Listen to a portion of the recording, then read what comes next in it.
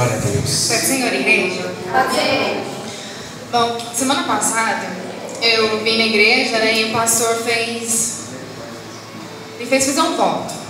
Eu fiz o voto, mas eu fiz acreditando mesmo. E eu fiz o voto com R$20. E o pastor falou que ia multiplicar esses R$20. E multiplicou mesmo, eu recebi 250. Glória a Deus! Não foi 30, 60, não, nem 100, não. Foi mais que isso. Foi mais que isso. É uma salva de palmas para eles. Foi mais que nada. Deixa a mulher falar no nome de Jesus. Eu vim, prestei atenção bem na pregação e sobre oração.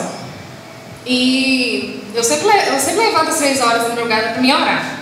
Mas tem vezes que eu levanto meio preguiçosa, assim, eu oro rapidinho e pronto, e deito, né? Aí, na quinta-feira, eu peguei e orei de coração, porque toda vez que eu oro de coração mesmo, Deus responde. Eu não, todo mundo, eu creio. Mas aí, eu orei e eu pedi a Deus algo que eu estava precisando muito. Eu estava meio angustiada e tal. E eu pedi para Deus de coração, falei com Ele como um amigo mesmo. Falei, Senhor, eu preciso. E Deus me ouviu, Deus me honrou e eu recebi também.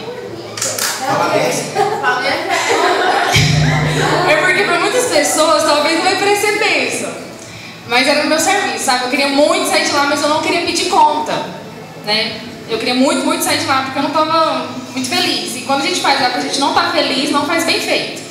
E eu tava, nossa, eu falava, tinha que ir pro trabalho, eu falava, nem tem que ir pro trabalho, né? E eu pedi pra Deus, Senhor, se for da tua vontade, não da minha, porque a minha é sair de lá, mas se for da tua vontade, o Senhor me tira de lá, eu não vou pedir conta, não quero pedir conta. E eles me mandaram embora, sabe, minhas férias vencidas, e eu não imaginava, e foi agora, foi ontem, né, eles me mandaram embora.